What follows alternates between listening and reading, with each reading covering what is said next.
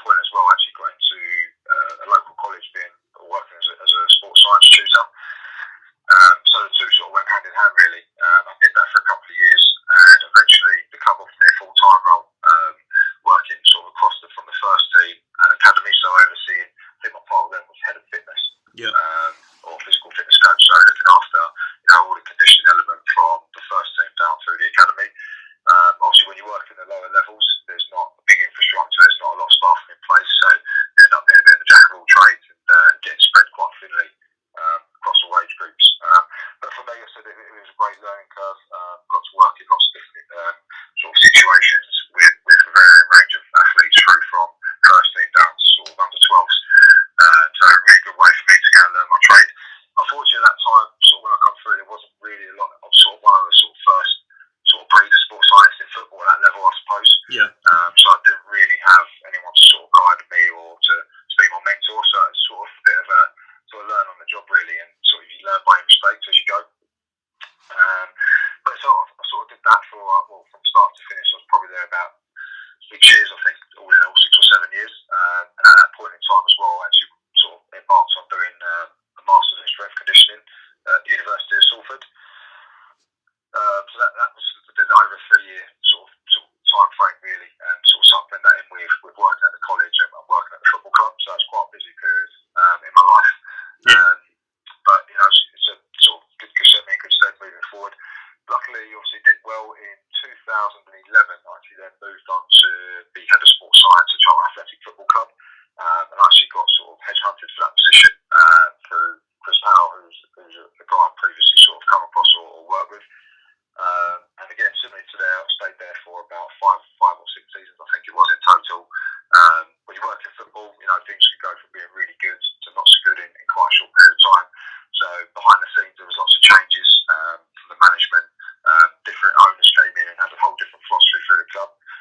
So eventually, unfortunately, decided to leave the club and went on to do a short consultancy role at Nottingham Forest Football Club as head of performance. Yeah. That only lasted for a very short period of time, I think it was about 3 or 4 months. And then the opportunity to come to Millwall came up. So I've been here working at Millwall as head of performance for the last 3 seasons now. So yeah, to cut a long story short, it's been a bit of an interesting journey, but predominantly sort of within football really. So sort of niche myself into that field. Awesome. Thanks for that insight, mate. I think that's really interesting, and it just goes to show. Look, I think these positions at different clubs and different teams are not easy to get to, and a lot of people have to kind of approach the route towards these roles in I suppose an indirect manner, unless they're exceptionally lucky. So it's never easy to get, I think, a good job with a good team in a popular sport. It's a lot harder than just walking out of uni and just getting it offered on a plate. You have to kind of for sure. graft a lot. It's not easy, you're right. And like I say, I was quite lucky. You know, even 10, 12 years ago, the market wasn't anywhere near as competitive as now. So I appreciate for the guys coming out now, and I see lots of young lads coming through that looking for jobs or looking for opportunities, and it's not easy. But it was about getting your foot in the door, and ultimately once you've got that initial opportunity, then start making the most of it. If you've got a chance of then having a career or progression. So I think the hardest thing is getting that first point of contact or getting in somewhere. But I'm a big believer, sort of you make your own luck. So if you work hard and do the right things, then I'm sure people can go on to have a good career. I mean, it sounds like you've had a kind of extensive journey in football from when you kind of first got involved in it to now. What would you say would be the 3 key moments from your career so far, mate? I mean, obviously my time in football, like I said, it's been a good few seasons now, so there's lots of ups and downs along the way with it, as there is within all professional sport. I think I've been quite lucky in fact. I think in that time I've had sort of three promotions from a global point of view. So looking at, I think 2006-07, got promotion with Southend from League One to the Championship, and then my first season at Charlton, actually, when we went in, we actually won the league that season quite convincingly. I think it was like record points. That was 2011 and 12, and then obviously my first season at Millwall as well, we managed to gain promotion. So I've been quite lucky in getting those experiences and those opportunities to work at those clubs at those particular times, and being part of that. So they've all been great experiences to go through. Also for me personally, I'm a big Spurs fan, so I don't know how well that's going to go down on this podcast, but actually we played Spurs away last year in the quarter-final of the FA Cup. We did get our pants pulled down, but it was nice to go there and play at the White Hart Lane, especially it was obviously the last FA Cup game that was going to be played there before the obviously knocked the stadium down. So that was a nice sort of personal achievement. I think sort of probably more meaningfully, looking more at the sort of relationships you build and sort of what I suppose the legacies that I've sort of been able to leave at the clubs I've been at. So I feel that everywhere I've sort of gone into, I've had a little bit of a blank canvas regarding from a sports science approach. There's not really been much in place. So I feel I've had the opportunity, each and every club I've been within, worked within, has been able to then, create a department, create an environment and a philosophy. And then as I've moved on, I feel I've been able to go on and sort of leave that legacy in place, whether that's through, bringing in, good members of staff and really developing the department. So for me, that's just something from a personal sort of standpoint that, I'm really proud of. I can look back on, and, I feel that probably in the last sort of 10 or 12 years, I've had a lot of interns or part-time staff that have come in that have now gone on to gain full-time employment, either within the club that I've been at, or gone on to gain employment elsewhere. So for me, that sort of gives me a lot of pride and satisfaction in terms of that sort of personal development with other people as well. A couple of points you mentioned there, like being able to be involved in success in sport is great, but I find it's quite rare sometimes. If you're working within a sports science role, and to be able to experience those successes just kind of adds value to your time and in the role, and it just makes the job a little bit better, doesn't it?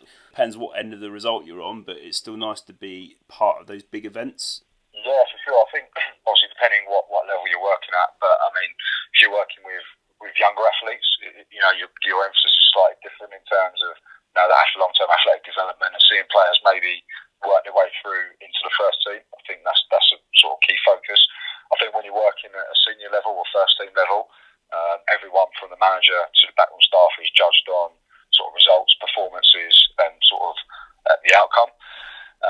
So it's a little bit of a different focus, but yeah, I think there's a lot of difficult times when you work in professional sport. So when the good times come along, I think you've got to enjoy them and sort of make the most of them, and sort of enjoy the ride, really. Exactly, and as you say there, mate, it's very rewarding when you see the young players you've worked with, be able to go on to continue to perform at that next higher level for them, and kind of just to keep moving forwards in their career. It's like you almost become like a proud dad, almost, don't you? Like, 100%, yeah. And yeah. Whether they progress within your own club or whether they go on and get moved to other clubs, I've quite lucky that I've worked with players that have come through the academy or been in the first team set up at the club that I've been at, and then got moved to either Premier League clubs or gone on to play at a higher level. And a lot of the time, those players then actually text you or call you and sort of say thanks for all the work you put in, and sort of give you a little bit of an appraisal or give positive feedback, really. So that always goes down well. Good example, actually, we got. I used to work with Nick Pope, who was a young goalkeeper at Charlton Athletic, and he sort of had a little bit of ongoing issues with his knees, which we spent a lot of time sort of working on, sort of getting him stronger, making him a little bit more robust. And he's now gone on to sort of play at the World Cup. Well, he's third choice goalkeeper at the World Cup at the moment. So he's gone on to do great things, and he's even been texting me while he's away on training camp, just keep me updated. And these little things go a long way. To be part of that process of where he started his journey to where he is now is it's great to be part of. Yeah, it's great, man. It's very rewarding, and it just makes.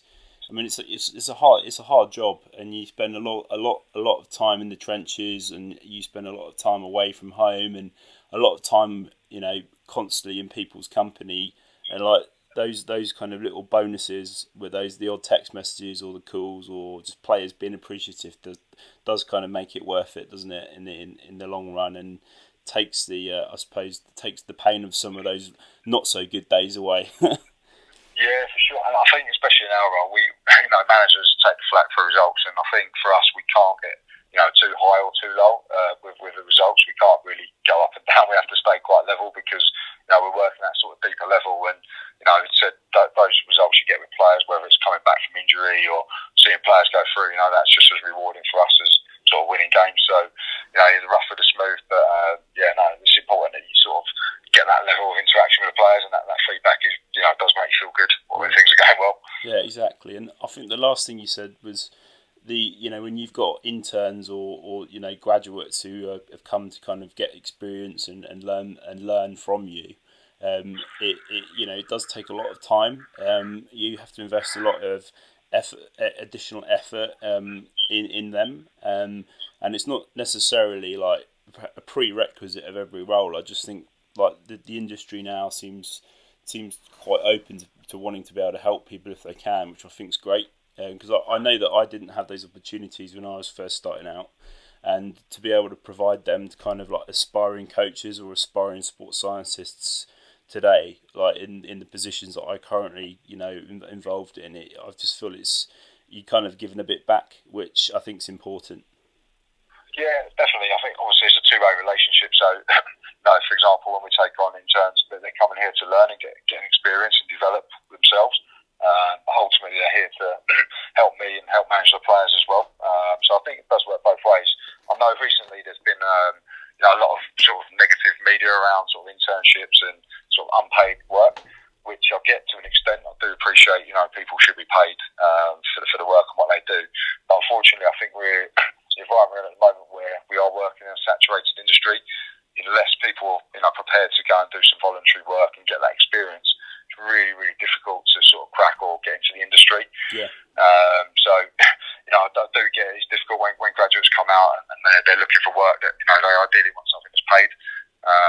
But I said, for my advice to people out there looking to get in their foot in the door or gain those opportunities is that sometimes you might have to be prepared to sort of do some voluntary hours or some voluntary experience just to get that experience. My personal opinion at the moment is that a lot of students coming out of university aren't adequately prepared to go straight into working in competitive or elite sport. So that's where I think, internships and voluntary experiences are invaluable for people. And without those, it can be difficult to sort of go and get a career or to just get your foot in the door somewhere. There's a newer trend now of graduates trying to get more experience whilst they are doing their degree or whilst they're at uni, rather than doing it when they leave. Because obviously, it's such a competitive profession, especially the elite sport roles, that you're going to want to employ some with the qualifications, with the knowledge, but most of all with the experience. Because, as you say, if you just walk straight out of university into a dressing room full of professional athletes, you're going to find it difficult. Whereas, if you've had experience managing them, coaches and managers as well, and your communication skills are of like the appropriate level, and you're used to kind of dealing with conflicts and things like that, then you're going to definitely find it easier. Whereas if you hadn't had any experience at all, it's going to be very difficult. Yeah, no, I agree. And like I said, I think this year we've taken a couple of interns, which go on a voluntary basis. But one of the lads we've taken on is actually kind of a bit of a sandwich course. So he's actually done 2 years of his degree. His third year now will be like a sort of gap year. So he's going out to get that experience and do a placement. Yeah. And then he'll go back to his final year and do his sort of dissertation and finish off.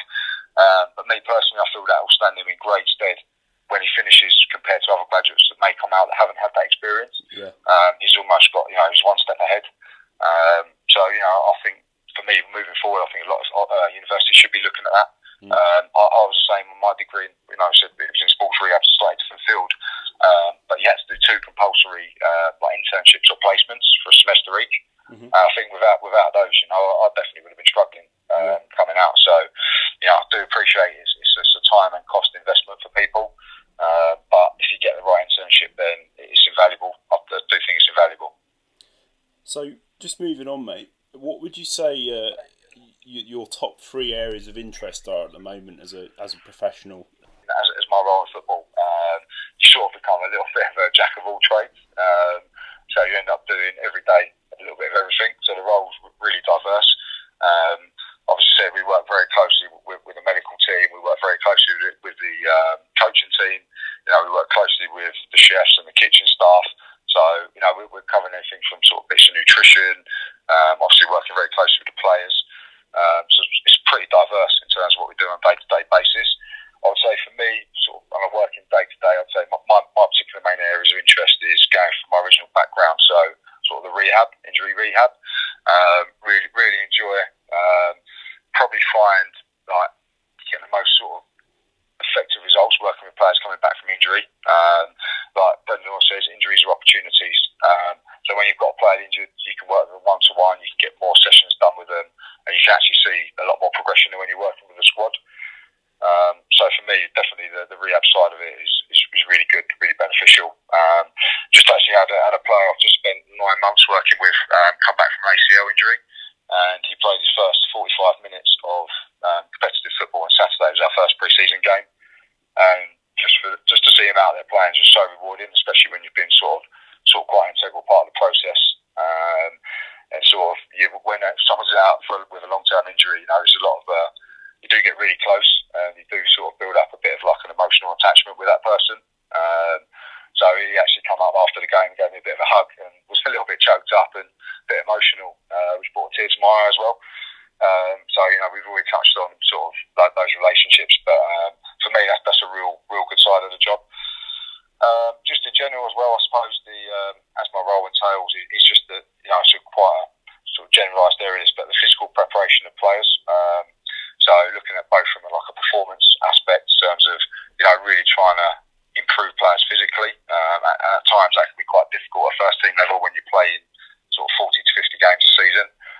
So trying to be creative, trying to be clever, and come up with ways of how we can improve individual players. But also from an injury sort of reduction or injury prevention side of it as well, is that how can we increase our sort of player availability through the season. So this really ties in with all the sports science strategies that we use. Particularly, obviously, one thing we use quite a lot at the moment is looking at how we can manage player load. So a lot of stuff we do, the Tim Gabbett, training stress balance, acute chronic ratios, really trying to sort of develop that and look at ways that we can sort of implement that in our training and load management for players. I think they're sort of key areas, as well as say we do touch on nutrition and all other aspects of sports science as well. But I'd say for me they're the sort of three hot topics at the moment.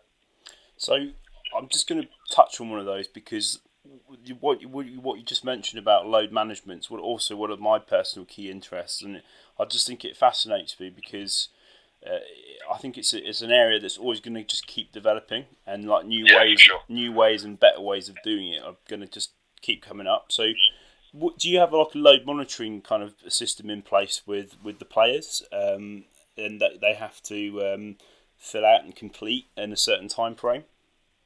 Yeah, well, obviously we track sort of different aspects of the players' sort of physical performance levels in different ways, and also for both an objective and subjective point of view. So each day the players, for example, will come in the morning, and they'll have certain monitoring they have to do on a day-to-day basis. So every day they come in, they have to come in and complete a wellness questionnaire, which is on a laptop. We're just in the middle of changing systems at the moment. So last year we just had an Excel database that we set up and just ran it off that. This year we've moved on to more of like a player management system called Benchmark 54, for those that are familiar with that, which is basically a central database for all sports science and all medical information to go onto like a central hub. So the first thing they'll do is they'll come in and do their wellness questionnaire.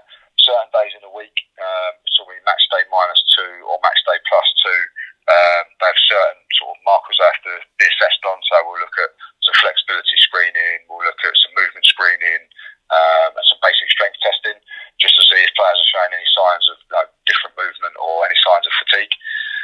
So that's normally twice a week. And then we also track other things like jumps and power output, and body fat and things like that, sort of bi-weekly. Yeah. Body weight. But on a day-to-day basis, obviously from a training point of view, we're tracking player load through GPS and heart rate. So I'm sure everyone's familiar with GPS these days. It's not anything new anymore.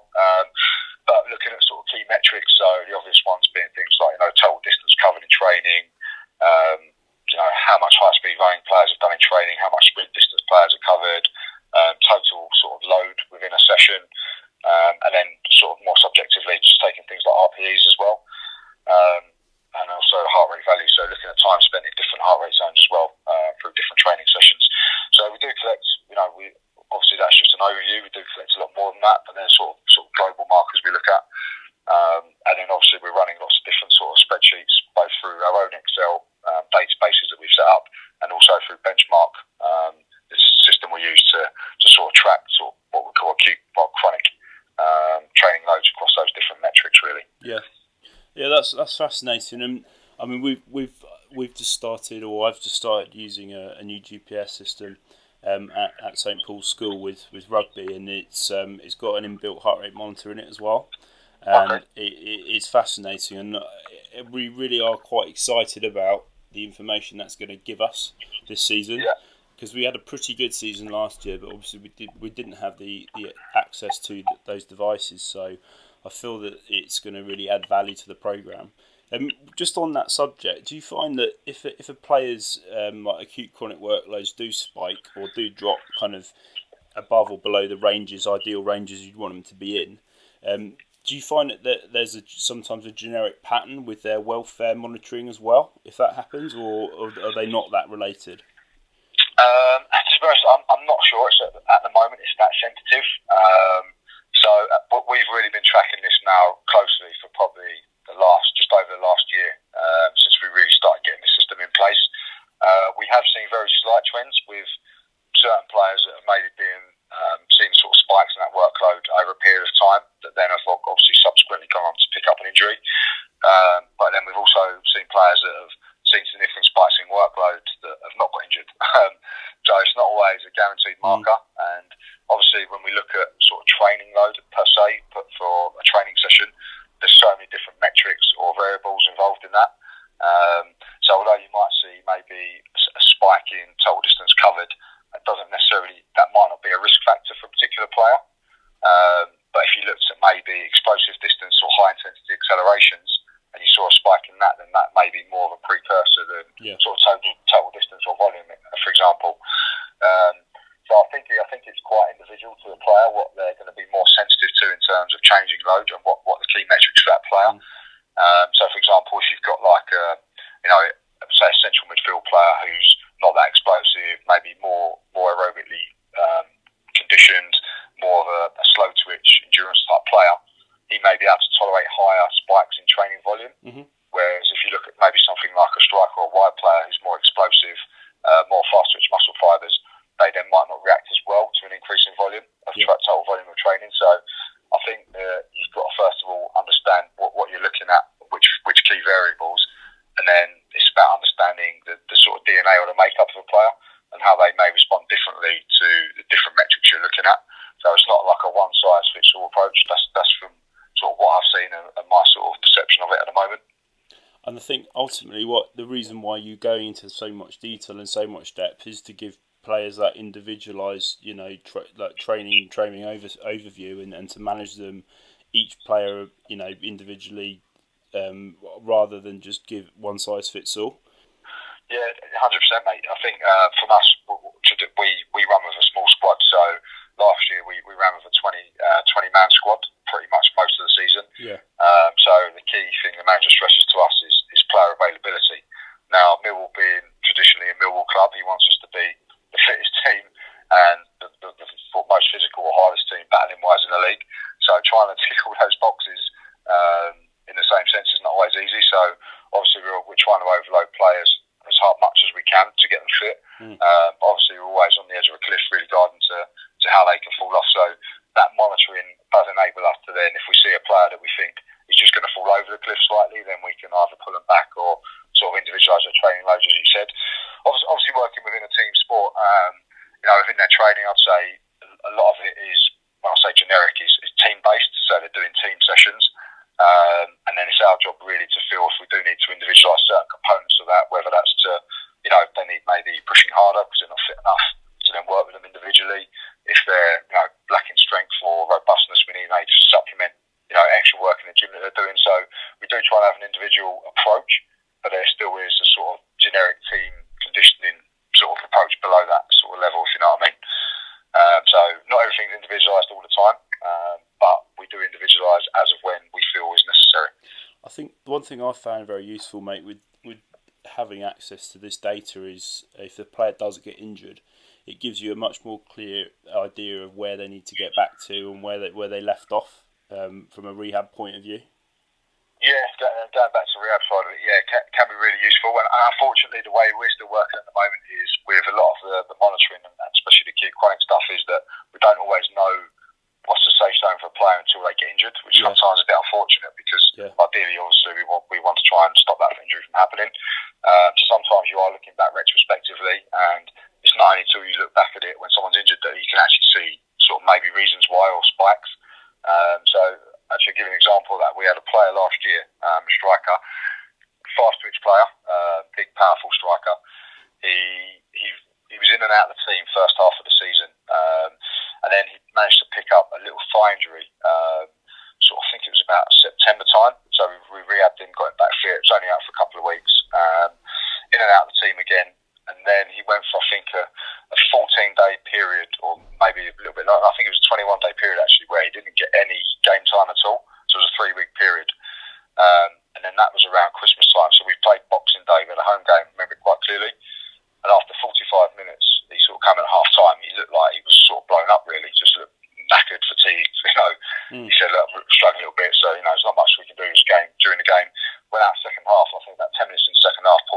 hamstring.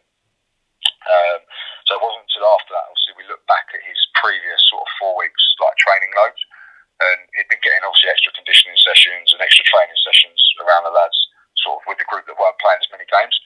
But one thing we saw is that he had a massive spike in that particular game. I think he was either trying to impress the manager or the nature of the game that he'd done. I think it was about 175 metres sprint distance in the first half. Yeah. His average sprint distance in a game leading up to that, I think, was about 60 metres for the whole game. And then what we'd seen as well over the previous 3 weeks training, he hadn't done more than, I think, about 20 metre sprint distance in a training session. Yeah. So off the back of that, we were then able to make sure on a weekly basis, if he wasn't playing games, that he was getting, a much higher level of sprinting exposure within the training week. Yeah.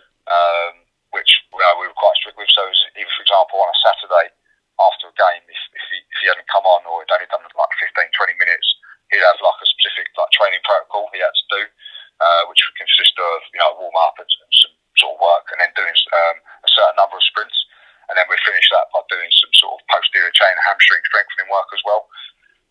So his sort of post-match conditioning was always geared around what we found based on his previous injury. So that was just something we picked up with him. But yeah, also as you said there, Ryan, coming back from injury. So now obviously we have sort of a lot of testing we do with players, a lot of objective markers we have. Yeah. So it's, again, before we had GPS, you'd often get grey areas with coaches that would say, look, this player's fit, want him back. We weren't too sure, so sometimes you'd hold them back, sometimes you'd push them back into training.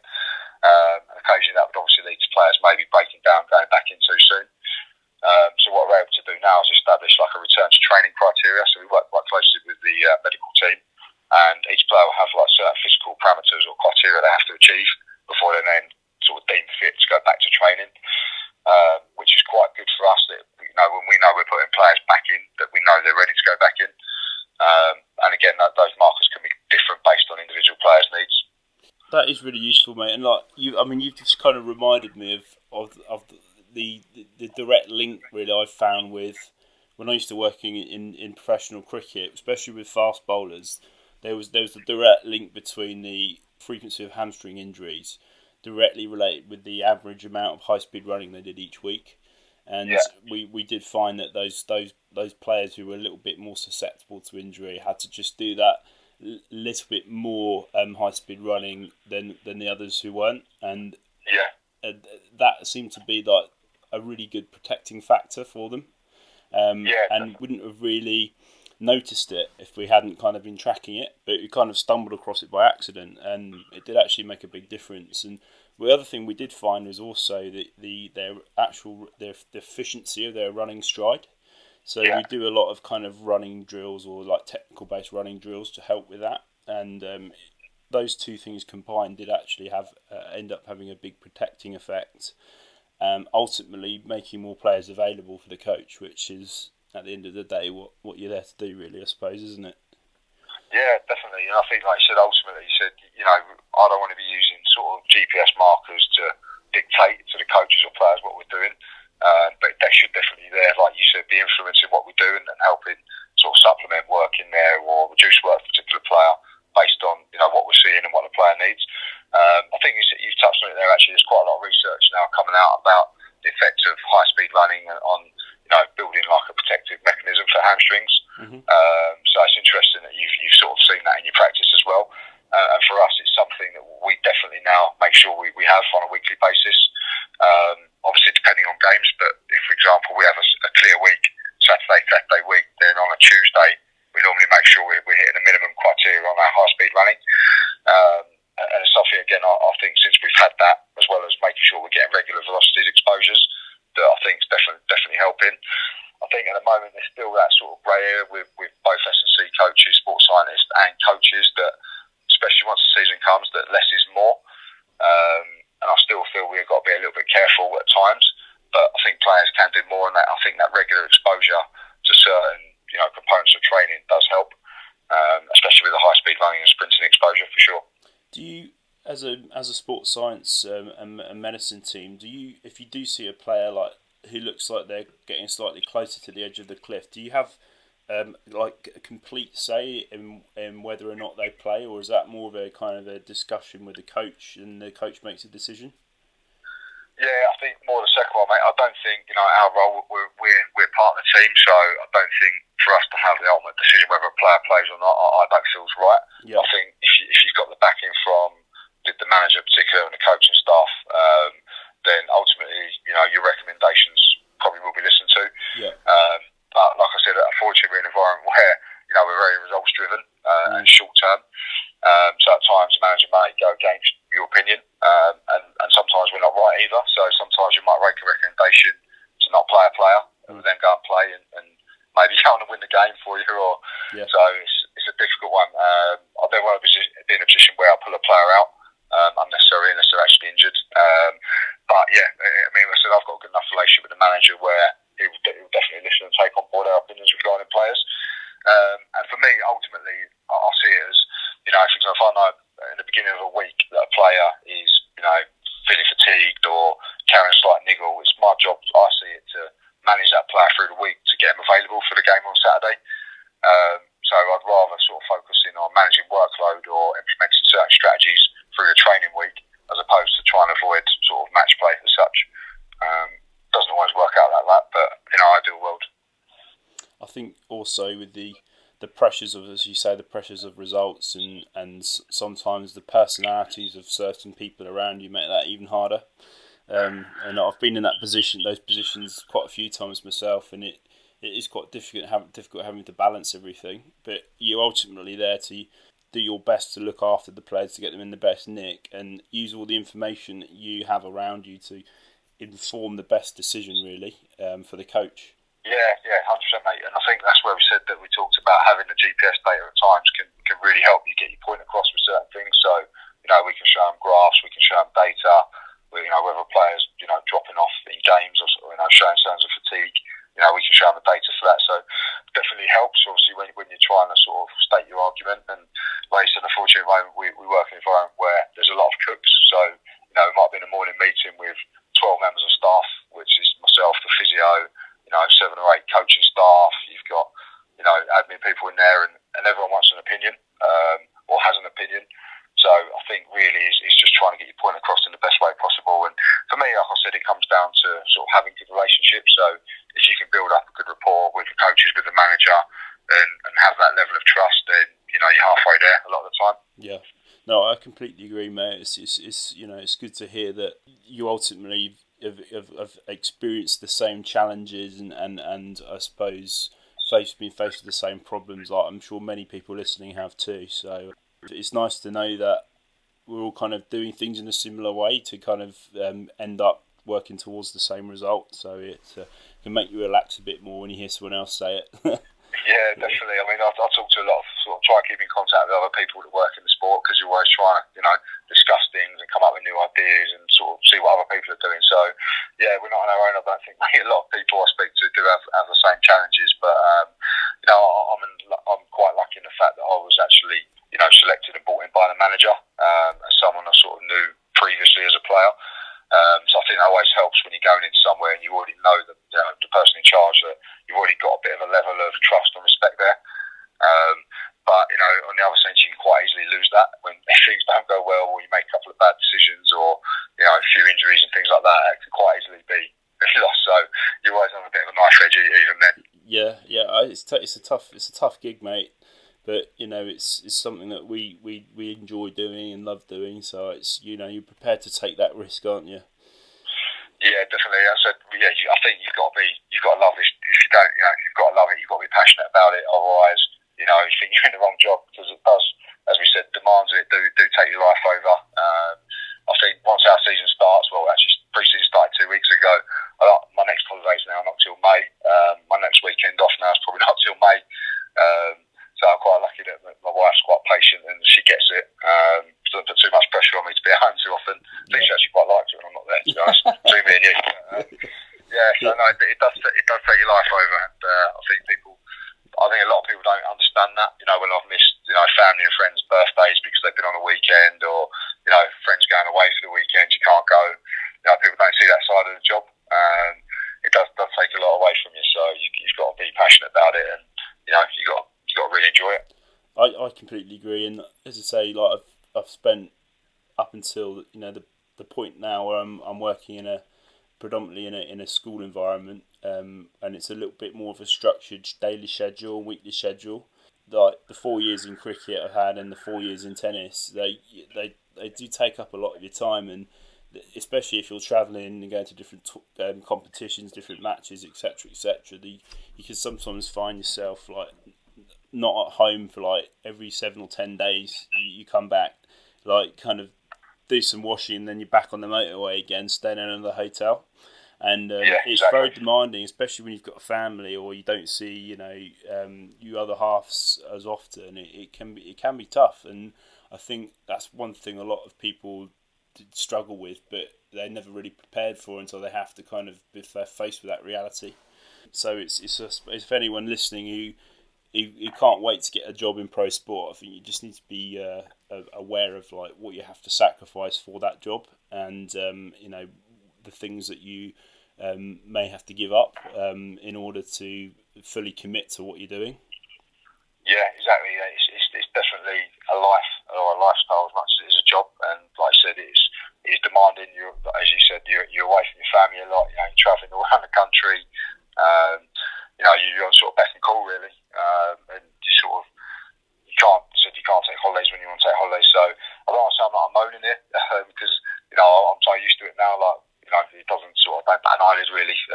You just get used to just how it is. But yeah, people do need to be aware of if they are coming into industry what it involves and what it's all about. And I think that comes back to getting out there and getting early opportunities and experiences to see what it's all about before you sort of go and get yourself a full-time job in it. Know what you're getting yourself into before you start really. Yeah. So just to kind of move forwards, mate, the next question I wanted to ask you would kind of more generalised, or more, I suppose, more of a holistic question about what are the 3 most valuable things that you've kind of learned in to date in your career? Yeah, I think, when I first sort of graduated and started working in football, like I said, similar to yourself, mate, we were quite early in it, and we didn't have mentors or people to guide us and teach us the way sort of I try and guide and teach people that come in now. So I've sort of had to go on and probably make a lot of mistakes and learn by those mistakes on the way. So, and I'm going through a few different clubs as well. I've tried doing things different ways at different clubs and sort of trying to work out what works best and what hasn't worked so well.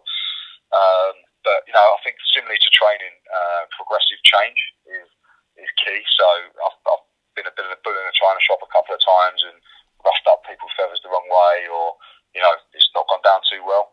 I think one of the major things now, as I found when I go into a new club, it's listening to people, speaking to people, understanding the philosophy of the club, the dynamics of the club, and taking as much on board about the club and how the club works and the culture of the club before trying to make too many changes.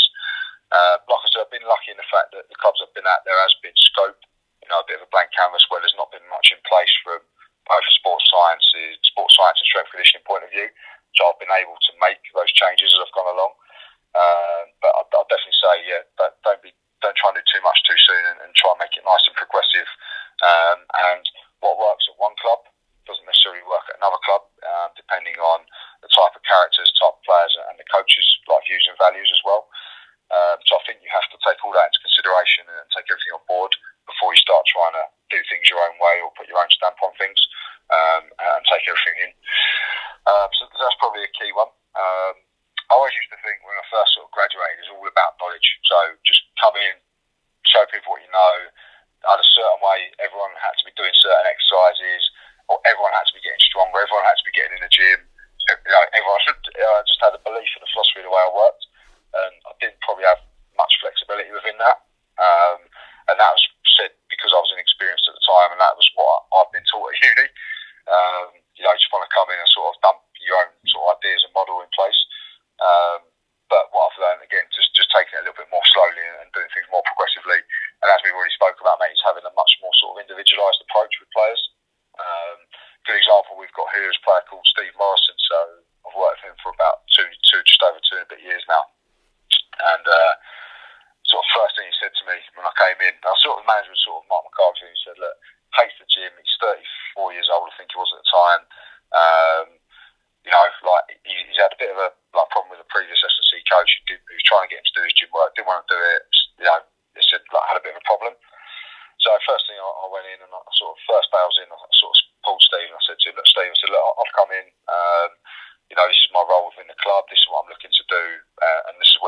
take the club. And I just sort of put it on him a little bit. So look, for me, I've been told that you're club captain, you're one of the key senior players here. I said, I've got no interest in coming in and trying to make you do things you've never done before. I said, look, you obviously know your body. I just said, look, I'm here for you. If there's anything you need from me or I can do to help you perform, just come and knock on my door. And I'll just sort of try to get them on board that way. Whereas maybe 5, 6, 7 years ago, I might have been a bit more sort of bullying and trying to shot regard that. So I think I've sort of learned to sort of, just take things in my stride, be a little bit more relaxed and, individual, take into individual requirements a little bit more. And since then, actually, Steve does actually now go in the gym a little bit. It's not a lot, but it's small progress, so we are getting there. So I think another one is just coming in and building good relationships. I think, however much you know as a practitioner, if people don't have that personal relationship with you or you're able to interact with people on that level, I don't think your knowledge is going to come through as well. So I think it's just being able to go in and build relationships with the people around you. So, but whether that's the medical staff, the chef, like I said, the kit staff, the groundsman, we have to deal with so many people on a day-to-day basis. We're sort of like the middle cog, I think, that makes all the other cogs go round a lot of the time. Yeah. So I think those building relationships all round does help you moving forward. Like I said, on a day-to-day basis, going and having chats with the groundsman about, what area we're going to use, what markers we need, if we want the pitch watered, if the pitches are too hard. So, we're having those conversations on a day-to-day basis. Obviously, chatting with a chef every day regarding, what menus he's doing, what food they're having on certain days, what level of carbs, protein. So I think just going in and just being able to, just interact with people and, as I said, key with the players as well. If they feel they can talk to you and that you've got their best interest at heart, they'll buy in a lot more than if you just try and go in and get everyone doing what you want them to do. So that's definitely something I've become better at over the years. Probably as you get older, I think you get a little bit calmer as well in your approach. So when you're a little bit younger, a little bit more gun-ho. So I've definitely mellowed out in my old age as well, mate, for sure. Which I think helps. And I think final one probably just being open-minded and a good listener. Sort of touched on that. I think I used to think my way was the only way, but there's definitely more than one way to skin a cat. And other people, coaches, medical staff do have really good ideas that maybe I wouldn't have had. So what I've learned again is just be able to take other people's ideas and opinions on and continuously keep learning and adapting. Even now, I've worked in the game probably, like I said, 12, 13 years, but by no means sort of finished article. Every day you're learning, you're developing and adapting. And I think the day you sort of stop trying to learn and take things on board is a day you're probably going to go backwards and your sort of career could be possibly on the way down. So, just try and keep an open-minded and sort of forward-thinking as I can on a day-to-day basis, mate. Great insights, mate. There's a lot of things you said there where I was kind of just nodding to myself, like quietly in the background here, where I'm thinking, done that. I know exactly what he means. So, thanks for sharing that. No worries. Who would you say rather, are your top 3 influencers you've had, professionally throughout your career? Yeah, I'll keep touching on the fact I didn't have an actual sort of role model or mentor as such, so I had to always sort of go out and sort of try and find people to speak to or find people's research or reading books to read. Or so I've looked at I've always gone to like multiple sources. So I've looked at people within football and what work they're doing and tried to sort of replicate that at times. And then I've also gone outside of football and looked at sort of the big hitters outside of football to see what ideas I can then maybe use or take on board to bring in football. So I think from within football itself, from a football context, people like Tony Strudwick, who for those who aren't familiar with him, he's been at Man United for years. He's actually now just gone to Wales as head of performance. But he was sort of at the forefront of sports science in football, probably before, a fair few years before I was even in the game. So really just trying to follow the work of Tony and what he's done. Lucky enough, a number of years ago to go up and shadow Tony for a few days and see what he was doing up there at United, and that was a great experience for me. Spent some time with him. Another guy I follow quite closely, sort of in football at the moment, but comes from a non-football background, would be Ben Rosenblatt. Currently sort of head of performance at England. He's done a lot of good work out there and put some stuff out there. Luckily, I've met Ben a few times and sort of picked his brains on a few bits and pieces. So he's another good guy that I try and follow. And then a bit of a controversial one actually, from more of like a football periodisation, would be a guy called Raymond Verheyen, who's a bit of a conflicting character. From a personal point of view, I think he can be a little bit difficult in terms of his views and how he puts his points and philosophies across. But also within that, I think he's got some really good concepts and ways of getting football conditioning done. So sort of try and take some of his work and put that into my sort of planning, my periodisation. So a lot of my football specific stuff taken actually from him. Just not too keen on the way he delivers and how he criticises certain people, but that's for another day. So they're the sort of three guys within football. I'd say there's probably three other influences I look at from outside of football more recently that, try and take on board some of their work. So probably Vern Gambetta. I was lucky enough probably it was about 2004 when I first actually went on a conference and saw Vern deliver. So for those of you who haven't had a chance to go and see Vern deliver a workshop or a conference, what a guy he is. Knows his stuff inside out. And he's really good just from like an applied movement point of view, so it's not football specific. It's just general athleticism, and there's a lot of stuff that's really transferable that he does, and he's got hundreds of years experience as well. So a lot of good stuff I've taken from Vern. Another one I was probably should say would be Dan Baker regarding sort of NAS training, something that I sort of implement within our training, particularly pre-season.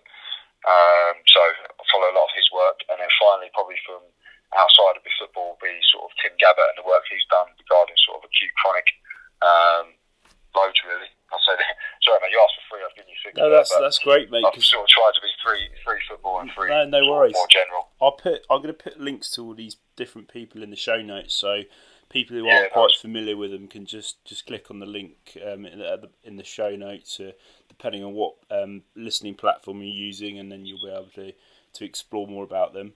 I used to work in the same a bit in Bisham Abbey when I used to work in tennis. At the same time, Ben was there working with the English Institute of Sport. He was kind of heading up the intensive rehab unit, and we always kind of like would meet in passing and kind of just quickly chew the fat about this and that. But I've probably seen more of him on the telly lately than I have any of the players. He's always there in a dugout, like chucking water onto the players, or it's great to see that.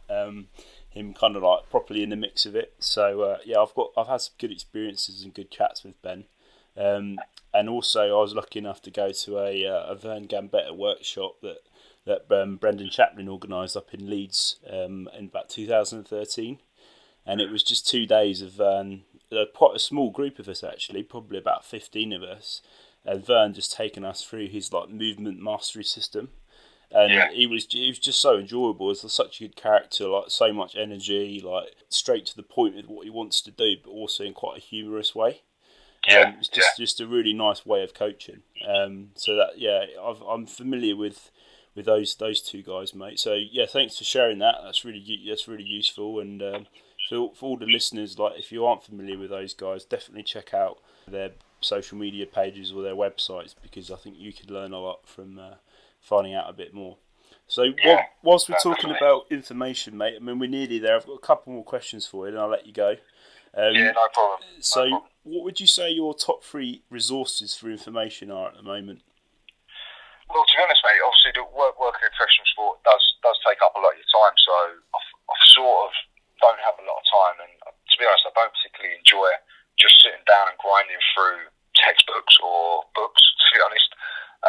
So I tend to be a bit more of like a dipper when it comes to like reading.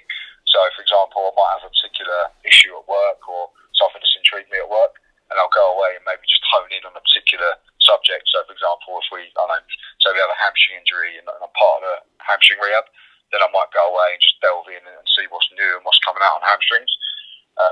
So I'm not a particularly big reader, but what I do spend a lot of time is in the car. So I normally have about an hour and a half commute either way each day, so I'm in the car for about 3 hours a day most days. So I found that what you're doing now, mate, the podcasts, and there's a few different ones I listen to. Am I allowed to say any names? Oh yeah, no, go ahead, mate. That's fine. Yeah. So obviously one of the main ones I've sort of been listening to is Rob Pacey, so Pacey Performance. Yeah. Listening to he's on about 270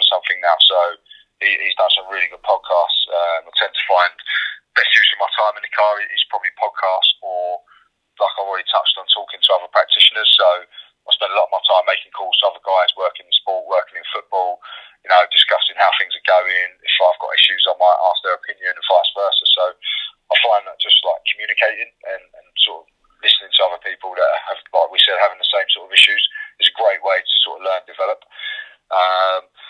This modern day and age, mate, I think things like Twitter and that are actually pretty insightful a lot of the time. I mean, you've got to be careful how much of it and what you take on board, but I think there's some real good insights to certain aspects people are putting on Twitter now.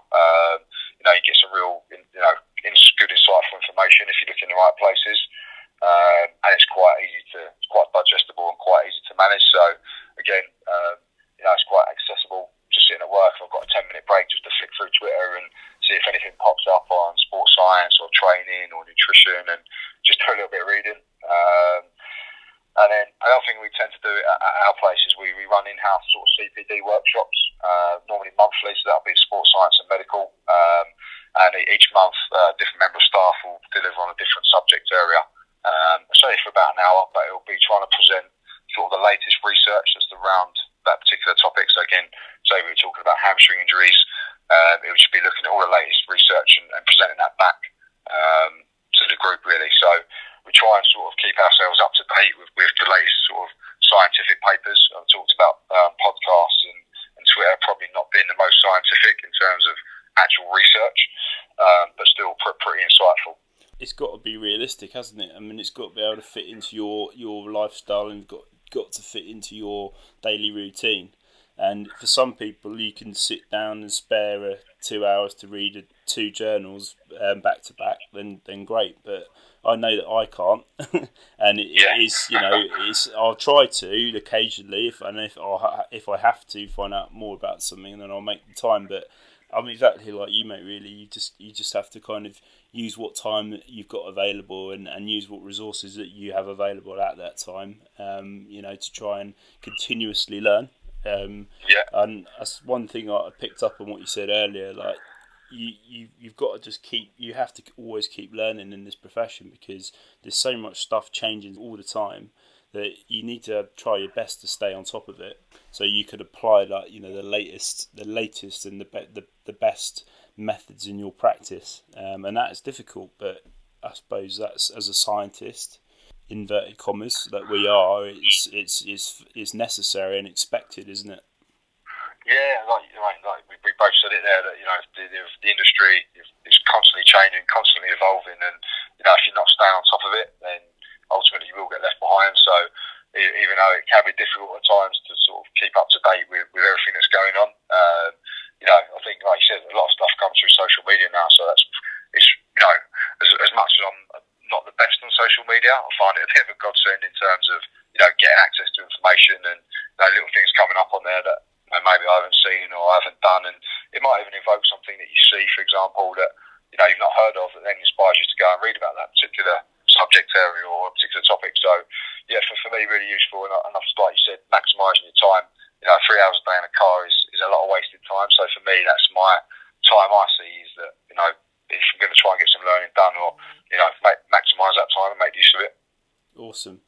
So I'm just conscious of time, mate, because I know that you're doing some deluxe chauffeuring tonight for your other half and your daughter. So I don't want to keep you too long. No, that's all right. I think I've just received a text saying that I think they've actually gone to see Little Mix in concert tonight. So I've just got a text saying that the Little Mix aren't actually coming on till 8:30. Oh, so right. I've probably got about another 4 hours to kill, mate. To be honest. Okay. Well, I won't stop you from going to sneak in the back door, mate, and watch them. Because we all know that's why you're there. It took a little bit. Definitely. Exactly. So just a couple of quick fire ones to finish then, mate. Like, what would you say at the moment your top 3 sports performance exercises or drills are that you feel that you use the most? Well, obviously, from a football conditioning point of view, obviously we have certain exercise and movements we look at from like a strength point of view, so in the gym, and then obviously certain exercises that we want to implement sort of across the week on a pitch base. So I'll give you a couple of examples in the gym and then a couple of pitch base examples. Is that right? Yeah, that's great, mate. So we ultimately, I'm a big believer of getting players stronger, making them more robust. So we tend to have two strength sessions a week, and within those strength sessions, we'll have three sort of non-negotiable exercises that we want all players to perform. And that will normally take the format of like a bilateral compound lift. So talking about, for example, a squat variation or a deadlift. Some players it's difficult with either those movements or can't actual load, may just do a leg press or something like that. We'll talk about individualisation there.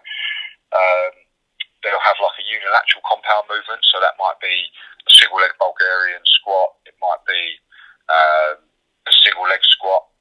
It might be a single leg press again we talked about, and then it's more of like a posterior. The third one will be a posterior chain exercise. So normally it will either be like a stiff leg deadlift or a Romanian deadlift or a Nordic. So we've got like three key movements we look for within the gym. There will be obviously supplementary exercises within that, around that as well, looking at certain muscles and certain joints. But they're the sort of three go-to that we want all players to be sort of performing on a weekly basis. More from a pitch base, so we've talked about having sort of a high-speed running exposure. So we try and make sure that across the training week we'll definitely get some sprinting exercises in there. So they'll generally be early on in the week, so for example on a Tuesday. So we like to have a little bit of acceleration, deceleration and change of direction work, and also possibly some max velocity work in there as well. So we're making sure players are getting above sort of 90% of their maximum velocity within the training session. Again, just from like a conditioning and a robustness point of view, giving them that exposure.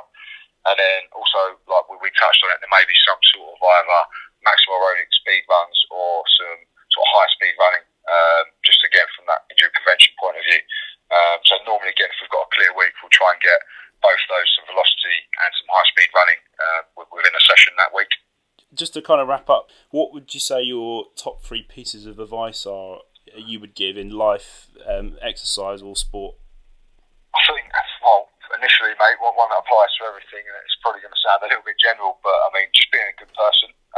So what I mean by that is being honest, transparent, trustworthy, and reliable. I think the sort of key factors of just being a good person and building, and I say, comes down to building those relationships with people is pretty key. I think next one is work ethic. So having a good work ethic, working hard, and being dedicated, whether that's to sport or to what you do in life, I think will get you a long way. I said by no means am I the most intelligent practitioner out there. I feel I've made a career out of the game out of sort of ticking that box, or probably those first two boxes. I'd like to think anyway.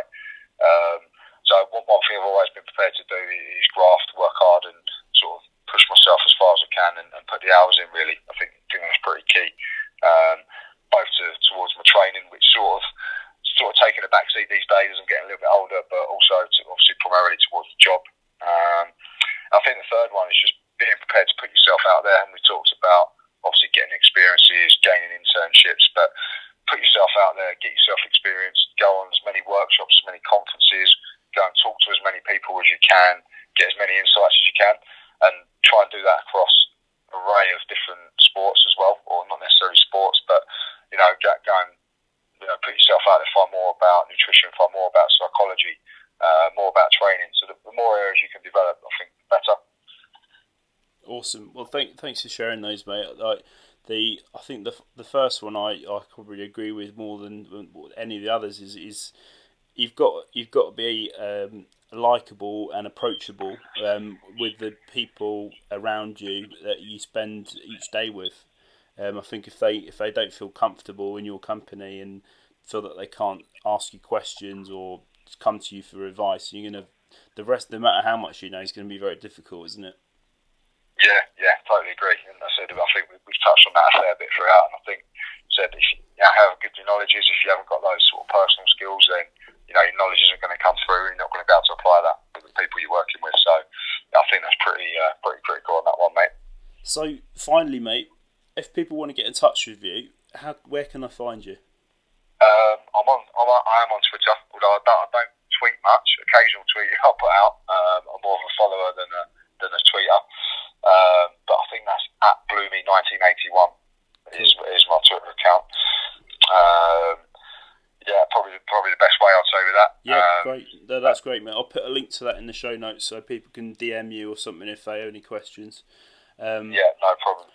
Well, I just finally want to say thanks for your time, mate. I've really enjoyed having you on, and I'm sorry if I've kept you a little bit longer than I said I would.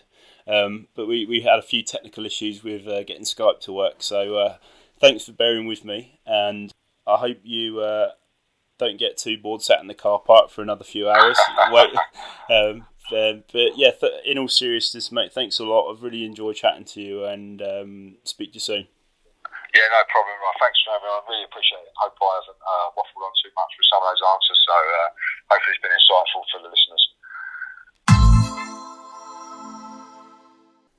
Thanks for listening to the 6th episode. We hope you enjoyed the show.